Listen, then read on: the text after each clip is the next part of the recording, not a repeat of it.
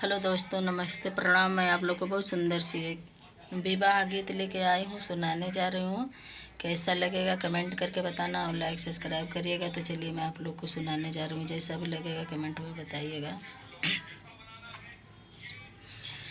यवधन गरिया से अइली बरतिया, सीता कहो लविया। यवधन गरिया से अइली बरतिया, सीता कहो लविया। चार सखिया मिली देखना चलली, मन में करली विचार। चार सखिया मिली देखना चलली, मन में करली विचार। सुना तू सखिया हो, सुना सहेलिया, सीता का बड़ा छोट। सुना तू सखिया हो, सुना सहेलिया, सीता का बड़ा छोट। एतनी वचन सीता सुनहु ना पवली, चलली लहंग फहराय।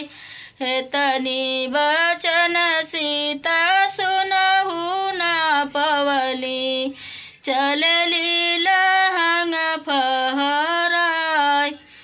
तोड़ी देव डाल मौनी, तोड़ी देव सिन्हरवा, भले बाबा रहब कुंवर। तोड़ी देव डाल मौनी, तोड़ी देव सिन्हरवा, भले बाबा रहब कुंवर।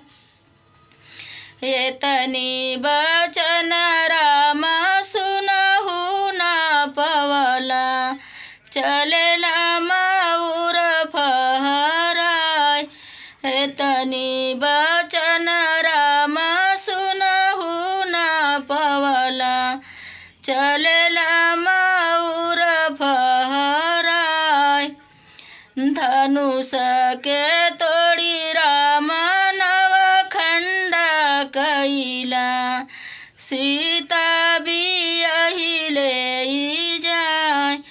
धनुष के तोड़ी राम नवखंड कैला, सीता भी